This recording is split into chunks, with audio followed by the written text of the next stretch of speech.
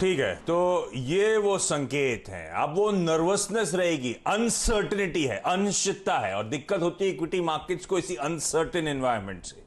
आज शाम को प्रेस कॉन्फ्रेंस करेंगे ट्रम्प साहब, चाइना फोकस वो प्रेस कॉन्फ्रेंस होगी, क्या कह डालेंगे क्या नहीं कहेंगे उसको लेकर अनसर्टेनिटी है। इसीलिए आप ग्लोबली वीकनेस देख रहे हैं इक्विटी मार्केट्स में, और हमारे बाजारों को भी उसका खामियाजा भुगतना पड़ेगा। तो ट्रम्प साहब बहुत नाराज हैं चीन से, वैसे मैं भी उतना ही नाराज हूं चीन से, आप भी होंगे, लेकिन चलिए ये वो संकेत है। इसीलिए आप देख रहे हैं एकदम से इक्विटी मार्केट्स का मूड थोड़ा सा बदलता हुआ नजर आ रहा है। लेकिन तो फिर ऐसे बदले मूड में करना क्या चाहिए? दरअसल इस मई सीरीज के लास्ट ट्रांच में आते आते खासतौर पे इस हफ्ते हमने गजब का बैंक निफ्टी के मूव्स आते हुए देखे, तगड़ी शॉर्ट कवरिंग देखने को मिली, और उससे हालात थोड़े से स्क्रीन पे सुधरते हुए नजर आए। पर अब रणनीति क्या है? रोल ओवर डेटा क्या इंडिकेट कर रहा है नई सीरीज के लिए? कल वीरू ने वैसे इस समय इस बाजार में बड़ी मदद करी है पैसा कमवाने में। मुझे याद है वो मारुति में कॉल जो खरीदने को कहा था, क्या गजब का परफॉर्मेंस, ऑटो स्टॉक्स क्या हाईलाइट में रहे।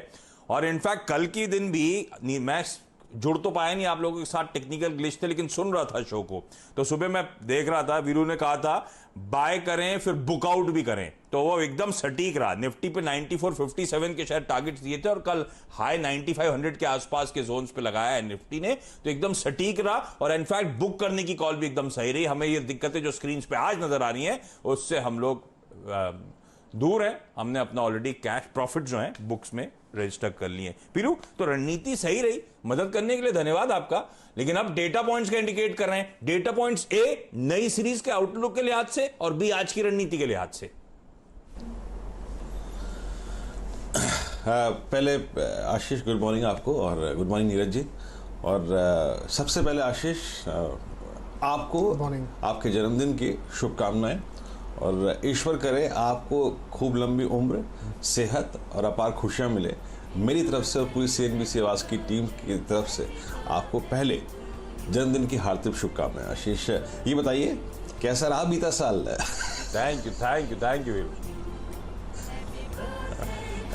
बीता साल ये मार्केट जैसा है, मतलब उल्टा हो गया। पहले सब कुछ बढ़िया चल रहा था और साल एंड होते सब गड़बड़ा गया, तो ये मामला थोड़ा सा गड़बड़ा गया है, थोड़ा अनिश्चितता का माहौल बन गया। लेकिन ठीक है, सही बात। बर्थडे सेलिब्रेशन तो कल रात से शुरू हो चुके हैं। मैं जहाँ बैठा हूँ उसके नीचे, मैं सरप्राइज के तौर पे मेरे नीचे सब फ्लोर पे बलून्स बिखरे हुए हैं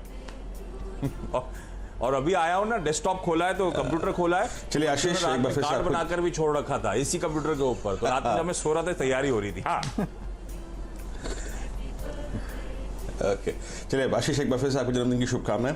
देखिए आशीष, हर एक्ट, हर गिरावट और हर चलने के पीछे एक कारण होता है। आप लोगों ने अभी US मार्केट की और ट्रम्प साहब के मूड की बात करी, चाइना US कॉम्बिनेशंस की बात करी, लेकिन मेरे पास इसका रीजन कुछ और है। कल 59 सेशंस के बाद पहली बार, यानी 26 फरवरी के बाद पहली बार US मार्केट ने, डाउ जोन्स ने अपने 200 डे एक्सपोनेंशियल मूविंग एवरेज को छुआ। यानी इतने बड़े रिवर्सल के बाद जब कोई इंडेक्स किसी बड़े लेवल को 200 डे में, जो कि डेली चार्ट्स पे सबसे बड़ा मीनिंगफुल एवरेज होता है, उसको छुआ, वहां से प्रॉफिट बुकिंग आई। मैं इसको इस प्रोस्पेक्टिव से देखता हूं, तो वहां पे टर्बुलेंस आना, वहां पे प्रॉफिट बुक आना लाजमी था। अब आते हैं FIs के आंकड़ों पे आशीष। FIs के आंकड़े अच्छे हैं, और 2354 करोड़ रुपए की बाइंग, 144 करोड़ रुपए की DIs की बाइंग, स्टॉक फ्यूचर्स में उन्होंने करीब 2122 करोड़ रुपए की बाइंग करी, 57,000 कॉन्ट्रैक्ट। याद रखिए, स्टॉक फ्यूचर्स में उन्होंने काफी शॉर्ट कवरिंग करी है और थोड़े लॉन्ग भी काटे हैं, लेकिन इंडेक्स में वो थोड़ा सा शॉर्ट कवर करके गए, लॉन्ग भी अनवाइंड करके गए। तो FIs के आंकड़े ठीक ठाक है, और कल बाजार में कुल मिला के 1 करोड़ 29 लाख पुट बिके हैं। यानी कल के बेस को हमें रिस्पेक्ट देनी चाहिए। आशीष, मेरा टारगेट था 9456। क्यों मैंने कहा कि यहां बुक कर लो? वो एक मीनिंगफुल कारण था। आप नीचे से आए, आपने 20 डेमा को पार किया, आपने 50 डेमा को किस किया, इसलिए मैंने एग्जैक्टली कहा था कि 9456 पे आपको प्रॉफिट बुक करना है। अब आज क्या करें? याद रखिए आशीष, कुछ स्टैट्स मेरे पास बहुत अच्छे हैं, जिसके आधार पर मैं ये बोलूंगा कि आज शॉर्ट ना करें। I will wait. कल मैं प्रॉफिट बुक कर चुका हूं, 2 दिन में अच्छा पैसा कमाया है। याद रखिए, निफ्टी के लिए एक बहुत स्ट्रॉन्ग बेस पॉइंट आता है लगभग 9283 9240।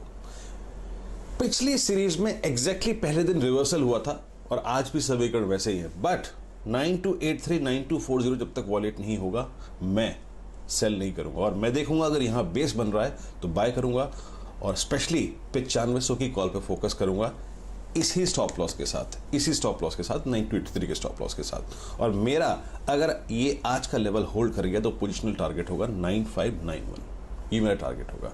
एक ऐसा स्टैट है जो कि मैं आपको अगले हफ्ते समझाऊंगा, जो कि मैंने कल देखा, जिसके आधार पर मैं कह सकता हूं कि आई एम बिट कंफर्टेबल। रही बात निफ्टी बैंक की, इसने बहुत मशक्कत की है। यहां पे याद रखिएगा 18,200 यही कल का परसों का ब्रेकआउट पॉइंट था। जब तक ये वॉलेट ना हो, शॉर्ट ना जाएं। 18,200 के ऊपर 18,500 की रेंज में अगर ये बेस बनाए तो इसे बाय करना है 400-500 पॉइंट के अपसाइड स्विंग के लिए। तो आज खुलते ही ट्रेड नहीं मिलेगा, आज मशक्कत करनी पड़ेगी, but let's wait. I mean 10:30 पे 12 बजे बात करेंगे उसके बारे में। लेकिन बेस को देखिए कि इंडेक्स बेस कहां बना रहा है आशीष। बिल्कुल ठीक बात। तो रणनीति है आप लोग की स्क्रीन पर आती हुई, खुलते ही ट्रेड में ना घुसें, पेशेंटली थोड़ा सा वेट करना ज्यादा बेहतर स्ट्रैटेजी होगी। लेवल्स जो वीरू मेंशन कर रहे हैं वो आप लोग की स्क्रीन पर आ जाएंगे। अच्छा, आज के ट्रेडिंग बेट्स क्विकली स्क्रीन पर लेकर आइए। कल बैंकिंग स्टॉक्स तो खैर पिछले कुछ दिनों से अच्छा शॉर्ट कवरिंग का मूव दिखा रहे थे। कल ऑटो स्टॉक्स में भी, और कल ही नहीं पिछले कुछ दिनों से सीरीज के एंड में आपने नोटिस करा होगा ऑटो स्टॉक्स में बड़ा तगड़ा उछाल देखने को मिल रहा है। तो सैंक्टम वेल्थ मैनेजमेंट का कॉल है मारुति खरीदने के मौके 5650 के टारगेट्स के लिए यहां पे मारुति खरीदनी है। मानस जायसवाल, मारुति खरीदनी है मतलब मारुति का स्टॉक खरीदना है। manasjaiswal.com डीएलएफ खरीदने की बात कर रहे हैं। उनका कहना है कि 156 तक के लक्ष्य यहां पे हासिल हो जाएंगे। और मोतीलाल ओसवाल का भी एक बाय कॉल ही आ रहा है। जेएसडब्ल्यू स्टील उनका मानना है खरीदे 197 के टारगेट्स के लिए। थोड़ा सा स्टील में वेट करिएगा, मतलब चार्ट में तो स्ट्रेंथ नजर आ रही है, ऐसा क्लियर है मोतीलाल ओसवाल की तरफ से। लेकिन आज ग्लोबली क्योंकि स्क्यूज थोड़े से गड़बड़ाते हुए, तो शायद एंट्री पॉइंट्स और अच्छे मिलना, अगर आपको लॉन्ग करना ही है तो बेहतर एंट्री पॉइंट शायद मिलेंगे। लेकिन आज ये बाय कॉल्स आप लोग की स्क्रीन पे, इवेंचुअली शायद ये स्टॉक मोमेंटम दिखाए। और इनिशियल जो एसजीएक्स निफ्टी में दबाव था वो धीरे धीरे अब लॉजिकल हो रहा है, कम होता हुआ नजर आ रहा है। कहां 120-130 पॉइंट के प्रेशर की शुरुआत के इंडिकेशंस थे, अब 80 पॉइंट के ही दबाव के साथ शुरुआत होने के इंडिकेशंस आते हुए। और इवेंचुअली हमें यह ध्यान रखना है, चाइना पे जितनी ज्यादा गाज गिरेगी ना, वो जो हम कॉन्ट्रैक्ट मैन्युफैक्चरिंग हब हिंदुस्तान को बनाने की बात कर रहे थे, मेक इन इंडिया को तूल देने की, दुनिया में कंपनीज अपने आप को रीस्ट्रैटेजाइज करेंगी, इंडिया की तरफ बढ़ेंगी, ये सब उस सब प्रोसेस को तूल देता है। मेरा लॉजिकली ये मानना है। अभी तो सेंटिमेंट्स इंपैक्ट कर रहे हैं। अच्छा नीरज जी, वो टिड्डे जो है ना, टिड्डी, वो लोकस्ट अटैक जो हुआ है, वो कहा जा रहा है धीरे धीरे करके कल मुंबई में आ गया था। आपने देखा क्या? मैंने खिड़की के बाहर देखा, मुझे तो दिखा नहीं। नहीं, पहले तो बहुत बहुत बधाई आपको जन्मदिन की, और सेलिब्रेशन आप करते रहिए। और जो टिड्डी दल की आप बात कर रहे हैं, कल एक्चुअली खबरें बहुत चल रही थी, लेकिन मुझे भी नहीं दिखी कल। हालांकि मैंने कल शाम को देखा तो एक बड़े प्रोमिनेंट अखबार में खबर छपी कि वो गुजरात से चल चुके हैं, 150 किलोमीटर पर आवर की रफ्तार से चले आ रहे हैं, बट आए नहीं अभी तक। हमारे इलाके में भी तो दिखे नहीं कहीं मुझे। नहीं, कल वो व्हाट्सएप पे बहुत सारे डिटेल्स लोगों ने अपनी पोस्ट भी डाली, खिड़की से दिख रहा है। तो मैंने तो रात में खिड़कियां, शाम को खिड़कियां बंद कर दी थी। ये टिड्डी स्मार्ट है वैसे, मुड़ गए ये लोग। मुझे लग रहा था चाइना की तरफ जाएंगे तो चाइना में लोग कांटा छुरी लेकर रेडी होंगे खाने के लिए, लेकिन साला इधर मुड़ गए ये लोग। लेकिन चलिए, इस डेवलपमेंट में नजर रखूंगा। लेकिन क्विकली वरुण से जान लेते हैं आज की तमाम important stocks in news. Varun hi, good morning, बताएं। गुड मॉर्निंग आशीष। देखिए, सबसे पहले तो फार्मा कंपनीज आज आपके रडार पे रहने चाहिए, क्योंकि एक तो डीजीएफटी ने पैरासिटाम एपीआई जो है उसके एक्सपोर्ट्स पे जो रोक थी उसको हटा दिया। मार्च में रोक लगाई थी, पिछले महीने पैरासिटाम के फॉर्मुलेशन के ऊपर रोक हटाई थी एक्सपोर्ट्स पे, और अब एपीआई एक्सपोर्ट्स पे जो रोक है उसको हटा दिया गया है। कैडिला हेल्थ इस कंपनी की जो बड़ी फैसिलिटी है उसको यूएस एफडीए की तरफ से ईआईआर मिला है। मार्च 2 से मार्च 9 के बीच में ये ऑब्जर्वेशन हुए थे, ये इंस्पेक्शन हुआ था, और बिना किसी ऑब्जर्वेशन के ये ईआईआर मिला है, ये ऑडिट खत्म हुआ है। तो एक बहुत अच्छी खबर है कैडिला के लिए।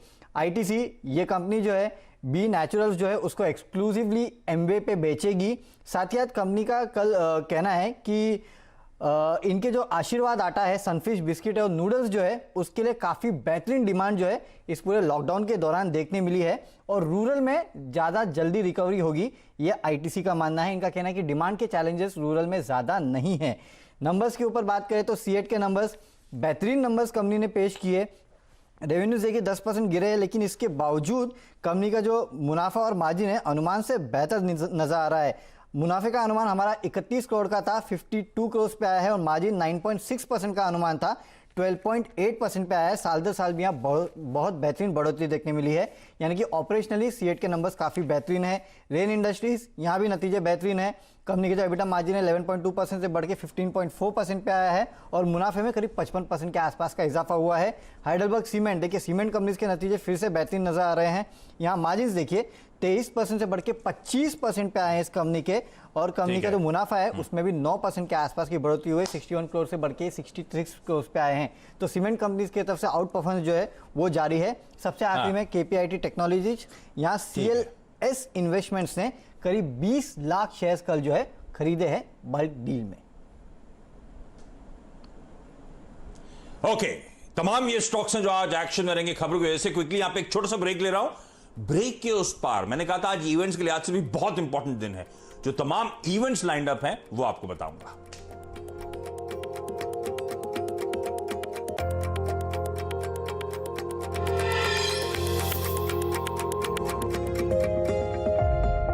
सपनों को हक है